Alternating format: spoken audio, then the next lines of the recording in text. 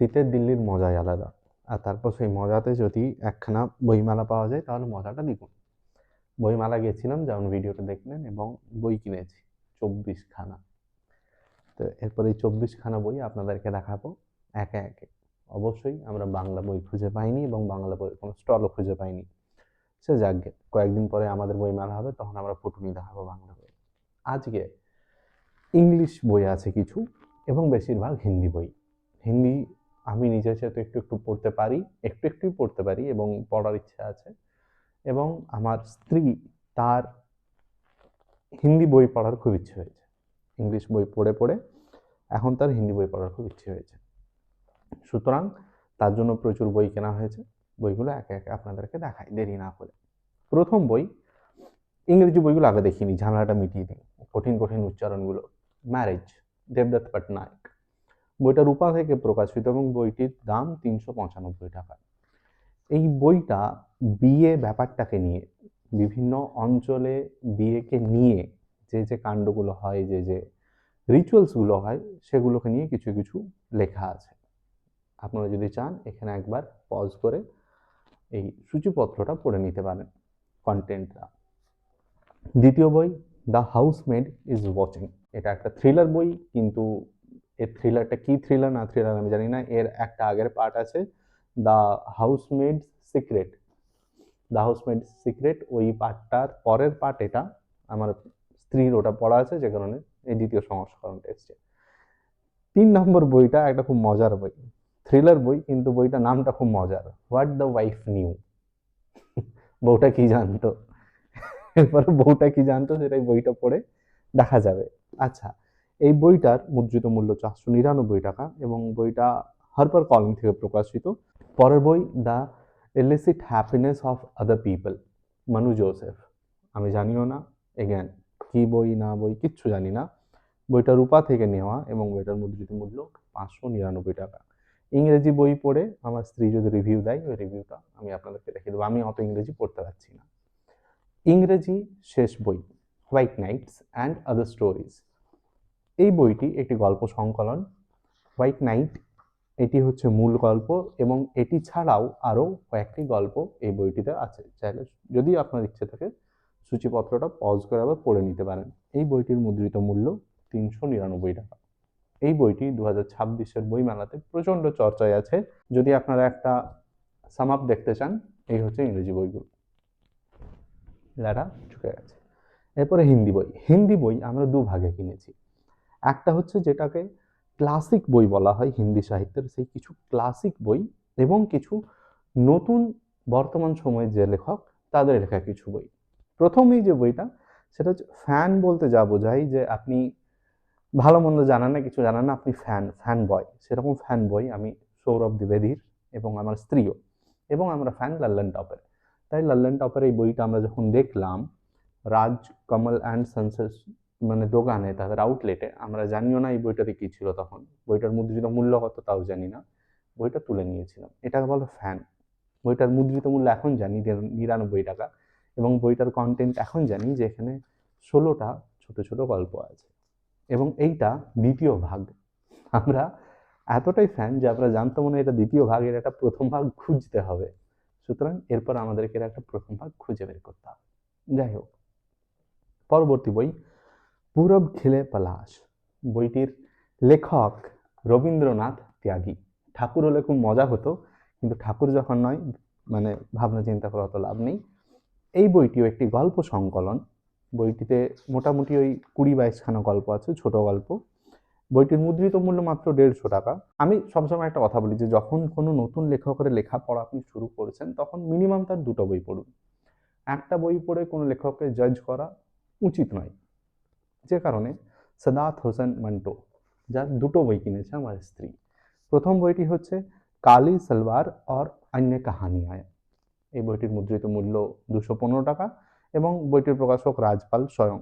তারপরের বই হচ্ছে সিয়াহ এবং হাসিয়ে।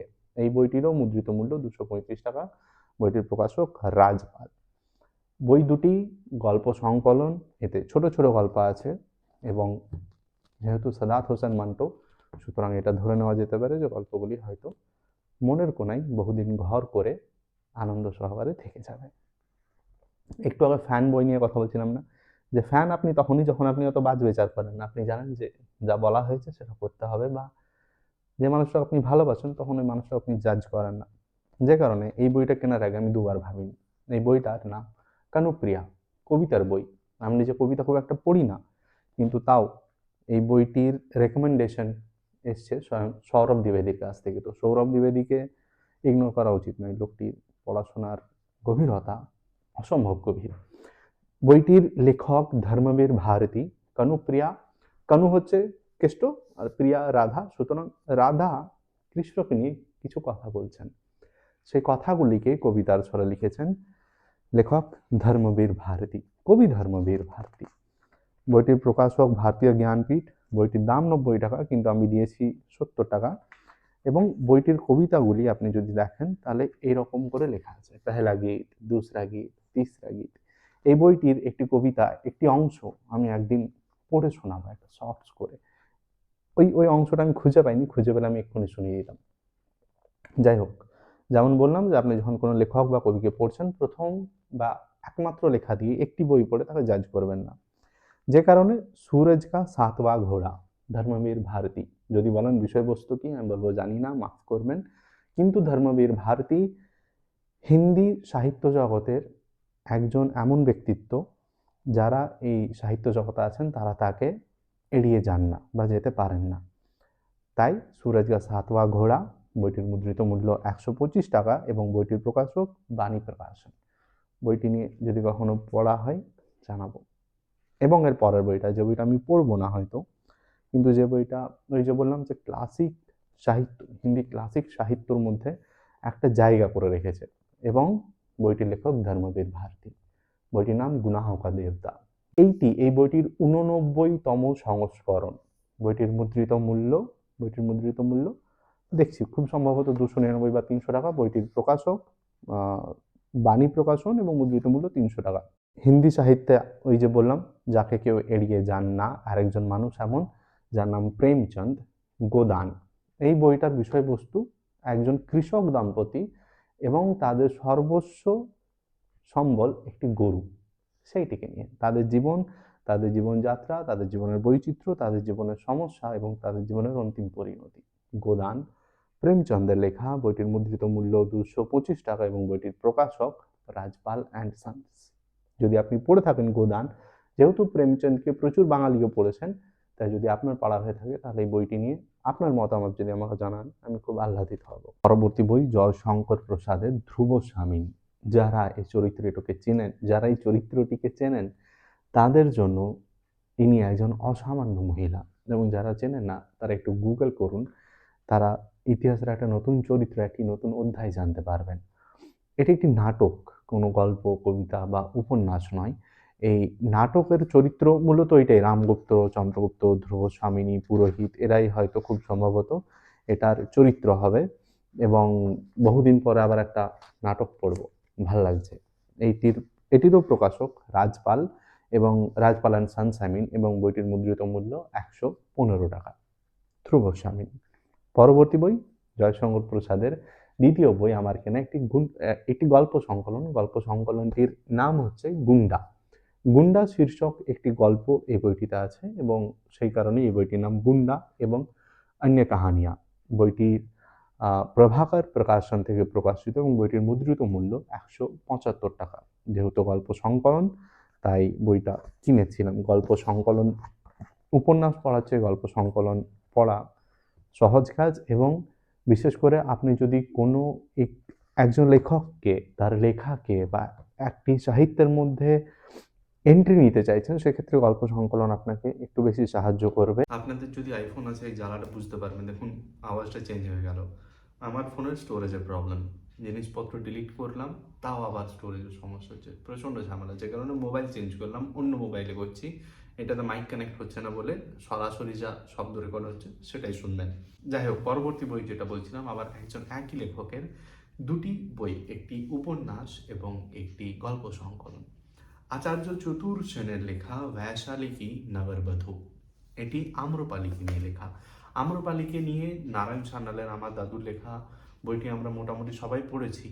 এবং হয়তো আমার চ্যানেলে একটা ভিডিও আছে আম্রপালিকে নিয়ে, আমি খুব একটা শিওর নই, যদি আপনি দেখে থাকেন জানাবেন।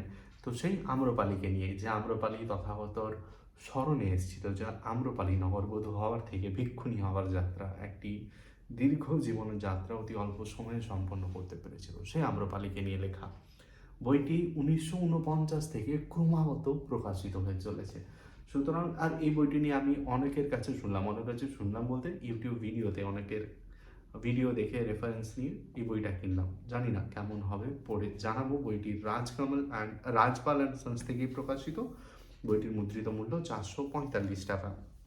এবং এই একই লেখকের এটি গল্প সংকলন, আচার্য চতুর সেনের বড়ি বেগম। বইটিতে মোটামুটি 12-15 খানা ছোট গল্প আছে, যদি এখানে দেখতে পাচ্ছেন। বইটির প্রকাশক রাজপাল অ্যান্ড সন্স এবং মুদ্রিত মূল্য 225 টাকা। তো এইগুলি হলো মোটামুটি যেগুলি একটু ওই মিড এরা বা যেগুলো মানে ক্লাসিক সাহিত্যর মধ্যে পড়ে সেরকম কিছু কিছু লেখা, কিছু কিছু গল্প, বা যেগুলো ইতিহাসে, হিন্দি সাহিত্যের ইতিহাসে স্বর্ণাক্ষরে নিজেদের নাম লিখে ফেলেছে, এগুলো হচ্ছে সেই বইয়ের মধ্যে কয়েকটি বই। এরপরে যে বইগুলি নিয়ে আলোচনা করব, এই বইগুলি নতুন লেখকদের লেখা, এবং তারা খুব প্রতিষ্ঠিত লেখক, তারা খুব ভালোভাবে লিখছেন এবং তাদের লেখাগুলি মানুষ পড়ছে, সেগুলো নিয়ে অনেক টেলিভিশনে কাজ হচ্ছে। প্রথম যে লেখক, তার নাম দিব্য প্রকাশ দুবে, তার লেখা 3খানা বই আজকে কেনা হয়েছে। প্রথম বই মুসাফির ক্যাফে, দ্বিতীয় বই মশালা চাই, এবং তৃতীয় বই টেনশন মত লো ইয়ার। আমার স্ত্রী দিব্যপ্রকাশ দুবের একজন ভক্ত বলা যেতে পারে, এবং আমার স্ত্রী দিব্যপ্রকাশ দুবের লেখা অক্টোবর জংশন পড়েছিল এর আগে, এবং পড়ে খুব উৎসাহিত আনন্দিত ছিল। এবং আজ সকালে বইমেলা যাওয়ার আগে আমার স্ত্রী মনে মনে ভাবছিল যে যদি দিব্যপ্রকাশ দুবে আজকে বইমেলাতে আসে, যদি দেখা হয়, এবং তার সেই ম্যানিফেস্টেশন পুরো হয়ে গেছে। দিব্যপ্রকাশ দুবের সঙ্গে তার দেখা হয়েছে, এবং শুধু দেখাই নয়, বইয়ে অটোগ্রাফ, দুটি বই অটোগ্রাফ নেওয়া হয়েছে। এরপরে কলকাতা, দিল্লি এবং বেনারসের একটু সফর করা যাক। সফর করাবেন আমাদেরকে লেখক সত্যব্যাস। সত্যব্যাসের লেখা আমি 84 এর আগে পড়েছিলাম, খুব ভালো লেগেছিল উপন্যাসটা পড়ে। মানে আমি বলবো না যে আমি আহামরি ডুবে গেছিলাম, কিন্তু ভালো লেগেছিল, মনে ঘর করে যাওয়ার মতো। সেই লেখকের লেখা 3টি বই, উফ কলকাতা সত্যব্যাস, দ্বিতীয়ত দিল্লি দরবার সত্যব্যাস, এবং বনারস টকিজ সত্যব্যাস। 3টি বই একই লেখকের লেখা, এবং এই 6টি বই একই প্রকাশনা সংস্থা থেকে প্রকাশিত। প্রকাশনা সংস্থার নাম হিন্দি যুগ্ম, হিন্দি যুগ্ম, বাংলাতে হিন্দি যুগ্ম, আমাদের যেটা উচ্চারণ। সত্যব্যাসের লেখা বইগুলির মুদ্রিত মূল্য 249 টাকা, এবং 3টেরই 249 টাকা। বইগুলি নিয়ে কাজ হচ্ছে, এই বইটা নিয়ে একটা সিনেমা তৈরি হবে, এই বইটা নিয়ে একটা গল্প প্লট চলছে। 84 নিয়ে অলরেডি একটা কাজ হয়ে গেছে, খুব সম্ভবত সোনি লিভে আছে বা জি5-এ আছে, আমি খুব একটা শিওর নই। সুতরাং সত্যব্যাস যদি আপনারা না পড়ে থাকেন, বা যদি হিন্দি পড়তে পারেন, যদি সেই অরুচিটা না থাকা যায়, হিন্দি বই না শিখানোর ব্যাপারটা না থাকে, তারা পড়তে পারেন। এবং আমি দিব্যপ্রকাশ দুবের বইয়ের দামগুলো বলতে ভুলে গেছিলাম। টেনশন মত লো ইয়ার 249 টাকা, মুসাফির ক্যাফে 199 টাকা, মশালা চাই 199 টাকা। 3টি বই, 3 রকমের দাম এবং 3 রকমের স্বাদ। পরের বই চাঁদপুর কি চন্দা, এটি একটি প্রেমের উপন্যাস, অতুল কুমার রায়ের লেখা, হিন্দি যুগ্ম থেকে প্রকাশিত। 299 টাকা বইটির দাম। প্রেমের সংকলন এটি খুব সম্ভবত উপন্যাস, আমি জানি না, আমার স্ত্রী কিনেছেন, সে পড়বে, সে ওখানে দাঁড়িয়ে দাঁড়িয়েই রিভিউ দেখে তারপরে কিনছিল। এবং এর পরের বই, এবং আমাদের আজকের ভিডিও শেষ বই, যে বইটির প্রচ্ছদ এবং যে বইটির রিভিউ আমাকে এই বইটি কিনতে বাধ্য করেছে, বইটির নাম দীবার মে এক খিড়কি রহতি হ্যায়। একটা অসাধারণ প্রচ্ছদ, যে দেখতে পাচ্ছেন প্রচ্ছদটা, হ্যাঁ, এত সুন্দর প্রচ্ছদ, মন ভালো করে দেওয়ার। এবং বইমেলাতে এই যে হিন্দি যুগ্ম যে প্রকাশনা সংস্থা, যাদের এখান থেকে বইটা প্রকাশিত, তাদের যে আউটলেট ছিল, সেই আউটলেটের একটা দেয়াল তারা এই বইটার প্রচ্ছদ দিয়ে বানিয়েছিল। আমি ভিডিওটা অ্যাড করছি। তো এত সুন্দর একটা প্রচ্ছদ, এবং এই বইটা কি নিয়ে আমি পরে জানাবো। এই বইটা আমি পড়বো, আমি হয়তো কোনো একটা, আমি যে বইটা পড়া শুরু করব সেই বইটা পড়ে আপনাদেরকে জানাবো। বা আমি এক্ষুনি কিছু পড়ছি না, কারণ আমি এখন একটু মহাভারতের একটা চ্যাপ্টার নিয়ে ব্যস্ত আছি। তো যদি আপনি এই ভিডিওটা দেখছেন, আপনি আপনার সাজেশন দিতে পারেন, আমাকে বলতে পারেন যে এই বইটা দিয়ে শুরু করো, বা এই বইটা পড়ে জানাও কেমন লাগলো। আমি তাহলে সেরকমই ভেবেচিন্তে কোনো একটা বই দিয়ে পড়া শুরু করব। যাই হোক, এই হলো 2 ডজন বই যেগুলো আমরা দিল্লি বইমেলা 2026 থেকে কিনে এনেছি, এবং কলকাতা বইমেলা যাওয়ার ইচ্ছা আছে। দেখা যাক কতটা সম্ভব হয় না হয়। যদি সম্ভব হয় তাহলে আমার নিজের কাছে কোনো বুক লিস্ট নেই এবারে বই কেনার, কোনো বলতে কোনো বুক লিস্ট নেই। সুতরাং আপনারা যদি কোনো বুক লিস্ট তৈরি করেছেন আর যদি সেই বুক লিস্ট আমাকে একটু জানান, আমার বইগুলো একটু লিখতে এবং বাছাই করতে সুবিধা হবে যে আমি সেই বইগুলো কিনবো কিনা। তো আজকের ভিডিও এই পর্যন্তই থাক। অসংখ্য বই আছে, এই বইগুলো পড়তে সময় লাগবে। দেখা হচ্ছে পরবর্তী ভিডিওতে নতুন একটা আলোচনায়। ততদিন খুব ভালো থাকবেন, সুস্থ থাকবেন। নমস্কার।